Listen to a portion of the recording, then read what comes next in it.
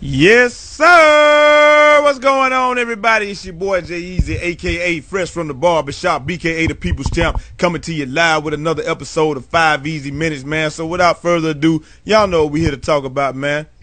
Your boy D Will gone to the Nets. So let's you know, it's the same rules apply whether I got a guest or not. I don't have a guest tonight, but you know, we put 5 minutes on the clock, such as so, and you know, we gonna get it going, man. So you know, let's just start off right from the dump.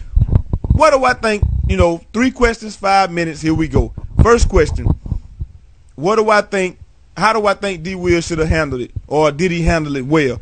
I think that he handled it about as well as you could possibly handle it when you're on a losing team. I mean, I don't know if you guys have ever been on a team or at a job or doing something where you're expected to carry. You know, when I say carry, we mean if you don't get it done, it's just about not going to get done. I mean, really, they got rid of Boozer, but that's cool because they got Al Jefferson. They're pretty much the same player except for Boozer. Boozer's playing. They're playing comparable right now. I can't really say I'd really rather have either one. I think that Boozer just has a better team around him, and he has better shooters around him for the most part, and people that can create more than Al Jefferson or Millsap had, you know, in Utah at the present time. So, I mean, I have to get that nod to that. They're about the same person as Al Jefferson. You know, he's expected to carry the team, and he was doing it to some degree. But I mean, you know, with the type of competition that they're going to face day in and day out, and at the end of it all, even though Carmelo Anthony was gone, at the end of it all, they still weren't going to beat the Lakers nor the San Antonio Spurs, man. They just weren't going to beat either one of them. So I can't get mad at him for wanting out. And he really didn't cry. He really didn't do any crybaby stuff. I'm not saying that Melo really cried. I know I said it yesterday that he handled it like a crybaby. And you know he did.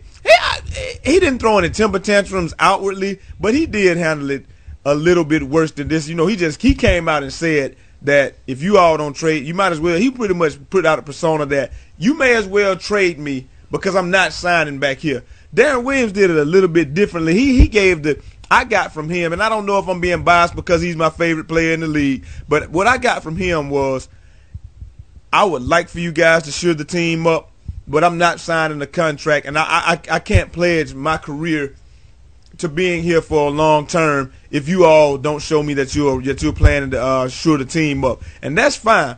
You know, he handled it, and a lot of people gonna say he did the same thing LeBron did. Yeah, it was about the same thing, but the thing was he didn't have all the theatrics and all of that behind it. So you know, I'm gonna respect what he did just a tad bit more. But you know, as far as handling it, I think he handled it as well as you could possibly handle it. Number 2, was it a good move? Was it a good trade?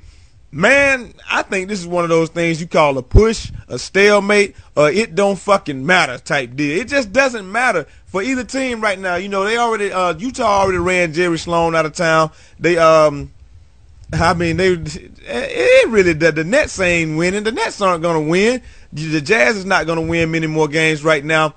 Really, I think it was just a salary dump for both teams because Deron Williams is just like a 1-year rental, 1.5-year rental. After next season, he's out of there, and I don't know where he's gonna go. Which brings us to question number 3: what's gonna be the fallout?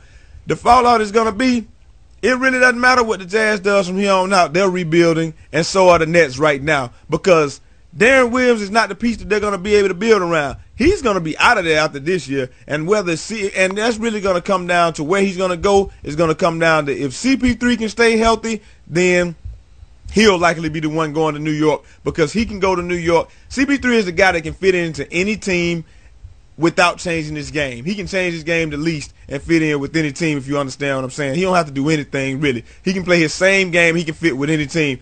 D Will, he's going to stay healthy, so we're not even worried about that. But if CP3 is not healthy after this year and he doesn't have a lights-out season next year, then Deron Williams will definitely go to New York, and they'll have their own version of the Big Three, except for they'll have a good point guard, a good small forward, and a good big man. And they really are going to, except for the Knicks, and they're still not ready to win a championship. They're going to have to go and get another big man. Even if they just go get Mike Olowokandi out of retirement just to block shots and get rebounds, they're going to have to do something else after they get their point guard. Chauncey Billups, he'll be gone after this year.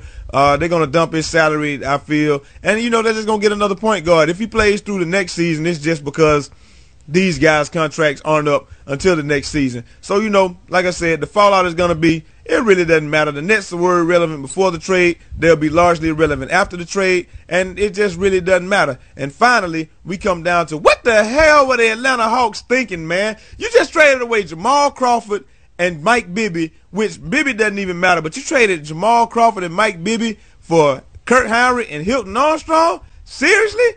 I don't even understand that. They should have got rid of Joe Johnson, man. But, you know, I'm out of time for today, man. My 5 minutes is up. Hope y'all enjoyed it. Y'all let me know what y'all think in the comments down below. Until next time, here's your boy Jay Easy, a.k.a. Fresh from the Barbershop, BKA the People's Champ. Holla!